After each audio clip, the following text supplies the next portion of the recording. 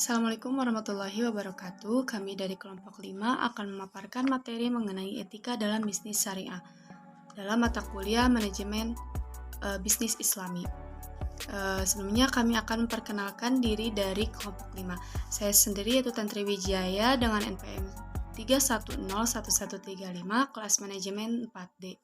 Saya Adam Pojan Pratama dari kelas manajemen 3C dengan NPM 2101105. Kenalkan, nama saya Jessica Cynthia Agustin, NPM 2121112 dari kelas manajemen 4D. Perkenalkan, nama saya Agung Nopal Nugraha dengan NPM 2101088 dari kelas manajemen 4C.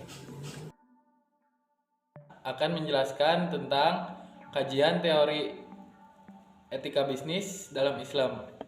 Pengertian etika adalah cabang filsafat yang mencari hakikat nilai-nilai baik dan buruk yang berkaitan dengan perbuatan dan tindakan seseorang yang dilakukan dengan penuh kesadaran berdasarkan pertimbangan pemikirannya. Definisi etika menurut Islam, kata akhlak berasal dari bahasa Arab yang sudah diindonesiakan, yang juga diartikan sebagai perangai dan kesopanan, dan mencakup dengan watak, kesopanan, tingkah laku, atau tabiat. Definisi etika bisnis. Etika bisnis adalah seperangkat nilai tentang baik, buruk, benar, dan salah dalam dunia bisnis berdasarkan pada prinsip-prinsip moralitas. Dalam arti lain, etika bisnis berarti seperangkat prinsip dan norma di mana para pelaku bisnis harus komit dalam bertransaksi. Definisi etika bisnis Islam. Etika bisnis Islam merupakan suatu proses dan upaya untuk mengetahui hal-hal yang benar dan yang salah.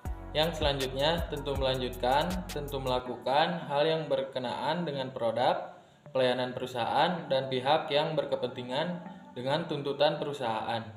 Etika untuk berbisnis secara baik dengan menegakkan hukum dan keadilan secara konsisten dan konsekuen, setia pada prinsip-prinsip kebenaran, keadaban, dan bermartabat.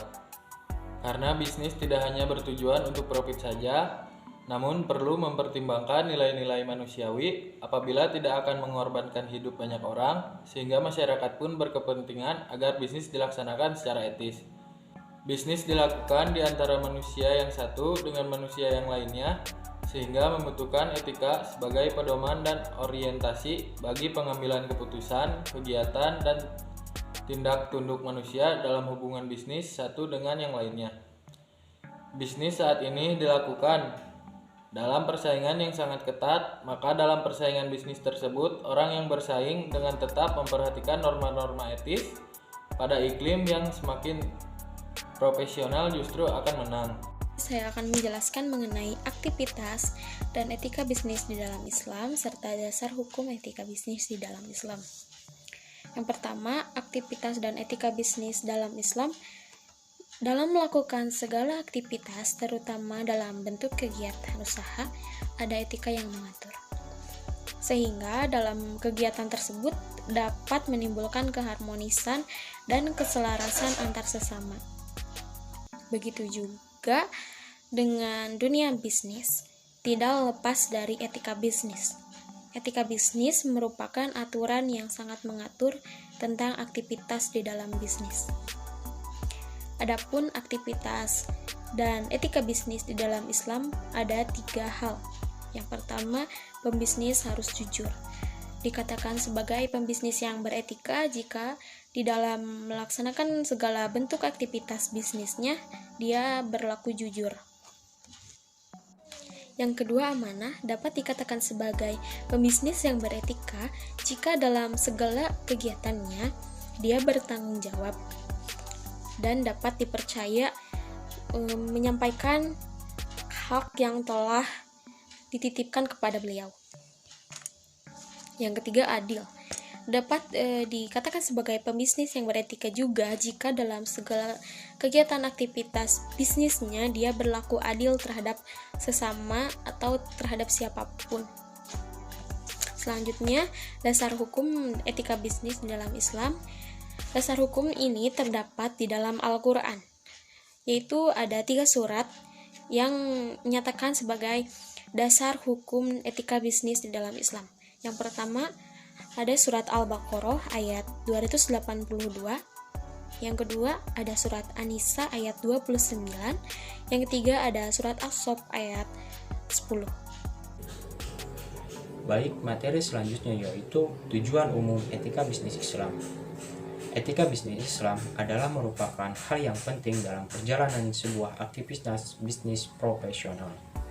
Dr. Sahata mengungkapkan bahwa etika bisnis Islam mempunyai fungsi substansial yang membekali peran pelaku bisnis sebagai berikut.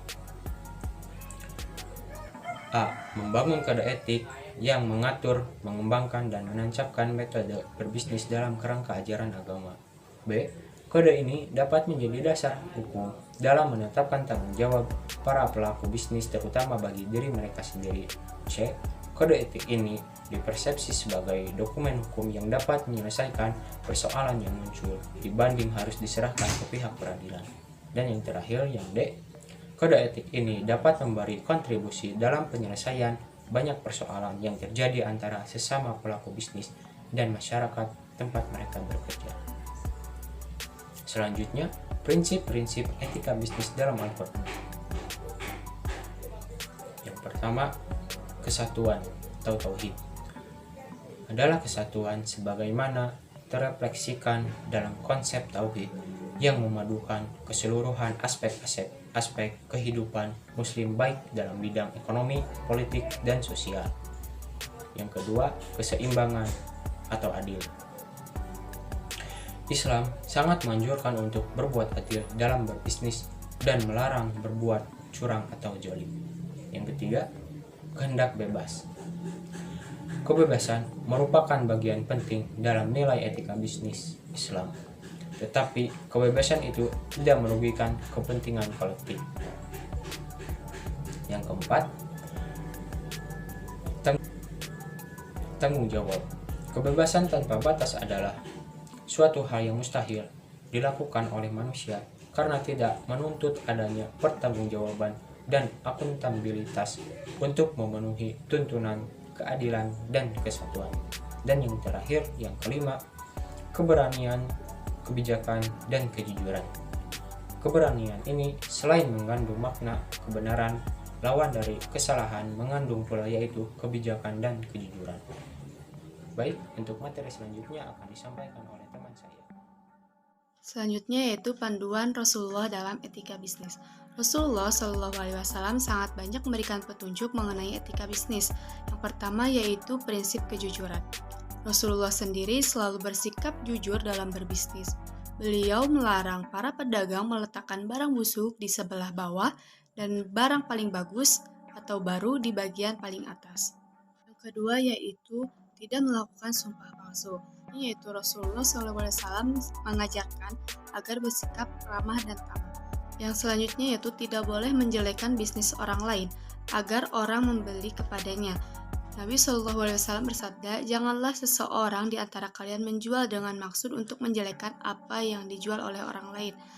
Yang selanjutnya tidak melakukan ihtikar. Ihtikar ialah menumpuk dan menyimpan barang dalam masa tertentu dengan tujuan agar harganya suatu saat menjadi naik dan memperoleh keuntungan yang besar atau dalam istilah menimbun.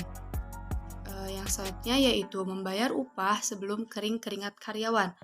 Nabi SAW bersabda, berikanlah upah kepada karyawan sebelum keringatnya kering. Hadis ini mengindikasi bahwa pembayaran upah tidak boleh ditunda-tunda. Yang selanjutnya yaitu tidak monopoli. Salah satu keburukan sistem ekonomi kapitalis ialah melegitimasi monopoli dan oligopoli. Tidak boleh melakukan bisnis dalam kondisi eksisnya bahaya atau madarat yang dapat merugikan dan merusak kehidupan individu dan sosial. Komoditi bisnis yang dijual adalah barang yang suci, harus barang yang suci dan halal, bukan barang yang haram seperti babi, anjing, minuman keras, ekstansi, dan sebagainya. Selanjutnya, segera melunasi kredit yang menjadi kewajibannya. Selanjutnya, memberi tenggang waktu apabila pengutang atau kreditor belum mampu membayar. Yang terakhir yaitu bahwa bisnis yang dilaksanakan bersih dari unsur riba, yaitu upaya mewujudkan etika bisnis untuk membangun bisnis yang islami untuk menghadapi tantangan di masa depan. Dalam upaya mewujudkan etika bisnis untuk membangun bisnis yang islami, yang harus dilakukan adalah yang pertama yaitu suatu rekonstruksi kesadaran baru tentang bisnis. Pandangan bahwa etika bisnis sebagai bagian tak terpisahkan atau menyatu merupakan struktur fundamental sebagai perubahan terhadap anggapan dan pemahaman tentang kehadiran sistem bisnis amoral yang telah memasyarakat. Hingga suatu bisnis dapat disebut bernilai apabila kedua tujuannya yaitu pemenuhan kebutuhan material dan spiritual telah dapat terpenuhi secara seimbang.